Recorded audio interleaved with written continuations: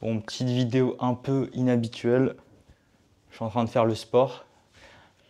Dans cette vidéo, je vais vous parler de l'entrepreneuriat et tout ce qu'il y a autour, tout ce qui est un peu fake, etc. Bon, j'ai déjà fait quelques vidéos sur la partie argent, etc. Le schéma classique, hein, c'est je fais un business, j'ai un accident de richesse, j'ai beaucoup d'argent qui arrive. Du coup, je spend, je show off et je suis passé par là, hein. Il y a encore des petites traces sur mon Instagram de voitures que je louais, etc. Alors je l'ai loué pour moi, mais tant qu'à faire, autant faire du contenu et essayer de inspirer. Je pense que c'est pas le bon mot. Euh, je pense que c'était une traîne un peu dans les années 2020-2021 où bon, j'étais plus jeune et beaucoup de personnes suivaient en fait le fait de montrer de l'argent. C'était beaucoup Dubaï, les grosses voitures, etc. Et c'est quelque chose qui a marché, qui marche, qui, on va dire, inspire les personnes qui ne sont pas forcément très développées d'un point de vue, on va dire, matérialisme, comment on voit la vie, notre destin, le karma, enfin toutes ces choses-là. Et ça attire aussi des personnes qui n'ont jamais fait d'investissement et qui commencent un peu dans ce milieu sur des plans un peu douteux, que ce soit du trading, du MLM ou des trucs comme ça. Et je suis passé aussi par là, bien sûr. Euh, et tous ces trucs de trading, généralement, il faut qu'on se prenne beaucoup de claques pour comprendre que c'est pas magique. Et oui, le trading, ça peut marcher.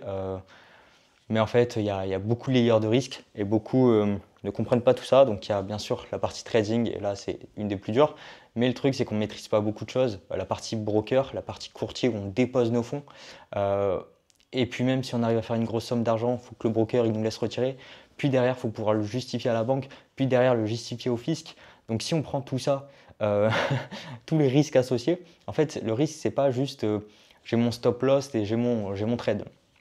Enfin bref, je m'égare un peu, tout ça pour dire que quand on commence, on a envie de, de trouver des personnes qui show off, qui montrent beaucoup d'argent, qui montrent de la réussite, etc.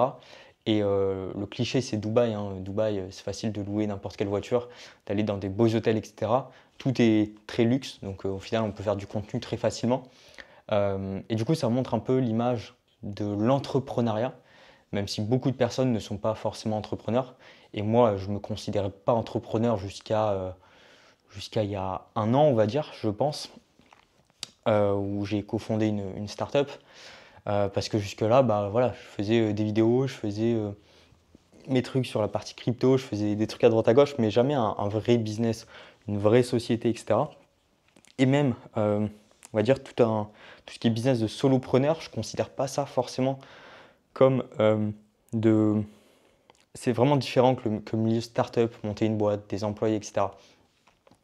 Et le business solopreneur, c'est vraiment très confortable d'avoir un business, que ce soit un club, des formations ou même un SaaS, un logiciel qui vend par recurring mensuel.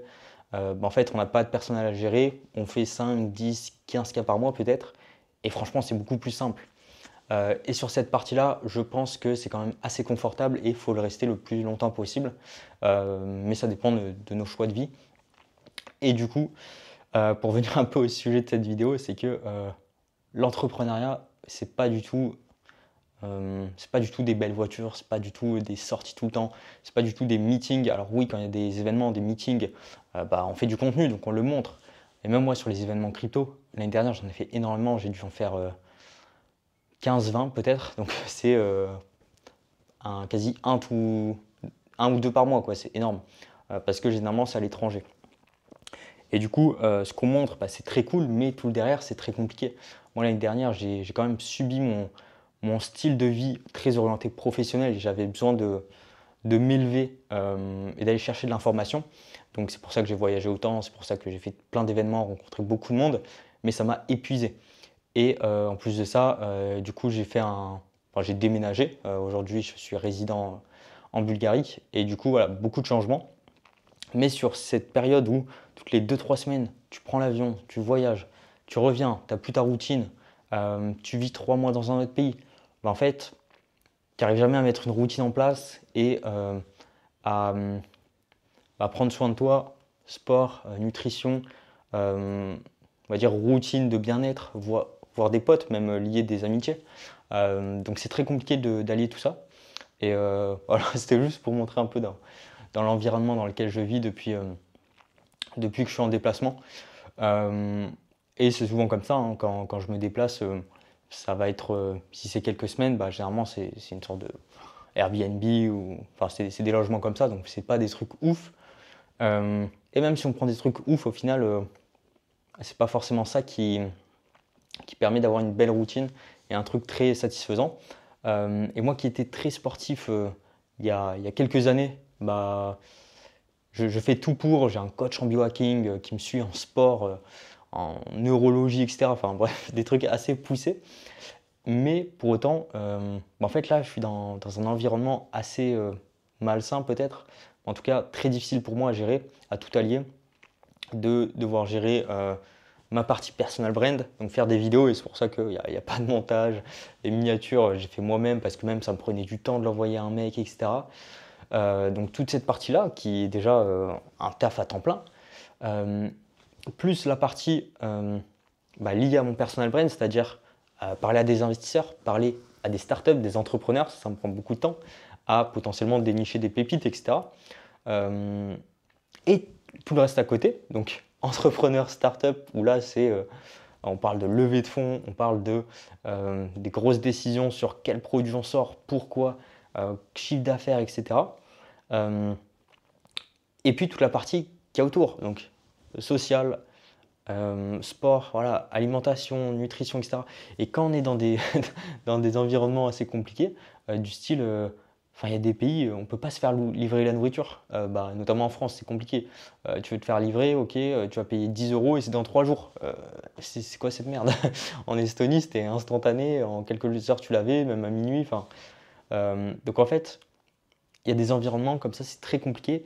Et aussi des périodes de vie où, bah, si tu es en train de déménager, si tu es en train de changer, peu importe d'activité pro ou autre, bah, c'est très compliqué de tout allier.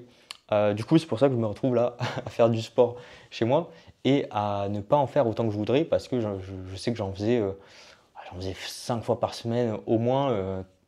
Bon, euh, mes potes qui ont fait du sport avec moi diront que je ne suis pas très sérieux, mais pour moi, je suis très sérieux et sur la partie sportive et je gérais pas mal. Mais en ce moment et depuis plusieurs semaines, voire mois, c'est très compliqué de tout gérer.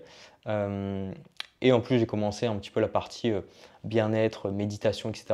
Donc tout allier, c'est compliqué et c'est hyper frustrant pour moi parce qu'en fait, bah moi j'ai grandi à partir de 14 ans, je regardais des vidéos de Théophile Hélier, tous les entrepreneurs comme ça, Cédric Anissette à l'époque, etc. En fait, on nous montre que la belle vie. On nous dit il faut faire ça, il faut aller au sport, il faut faire ci, il faut faire ça. En fait, ça dépend de ton business, ça dépend la chance que tu as, parce qu'en business, tu as beau travailler dur, tu vas pas forcément réussir. Il faut travailler intelligemment, mais tu peux avoir une hygiène de vie éclatée. Et surtout quand tu es entrepreneur et dans le milieu startup, où tu as le stress de bah, ta boîte, elle va pas faire du chiffre de suite. Il faut continuer de faire de la recherche et développement. Donc, il faut relever des fonds constamment. Et puis même quand elle est rentable, tu cherches à lever des fonds pour bah, soit revendre ta boîte, revendre une part de la boîte ou scaler. Donc il y a tout ce stress qui se met en même temps et qui est très compliqué à gérer. Donc voilà, c'était un petit message peut-être pour les plus jeunes entrepreneurs qui peuvent se dire ah, putain, faut tout faire, etc. Bah non, des fois, il faut prioriser. Des fois, il y a des trucs voilà, comme le sport qui passe un peu derrière. Et il y a des périodes de vie où on va avancer sur le sport, on va avancer sur soi, on va avancer sur le business, on va avancer sur l'argent. Mais on ne peut pas tout faire. Et je pense qu'il faut accepter de ne pas pouvoir tout faire. Moi, j'ai du mal. Mais voilà, c'était un petit message pour expliquer tout ça. Une petite vidéo aussi à moi-même que je regarderai sûrement plus tard. Et puis voilà, on se retrouve dans une autre vidéo où je parlais plutôt startup.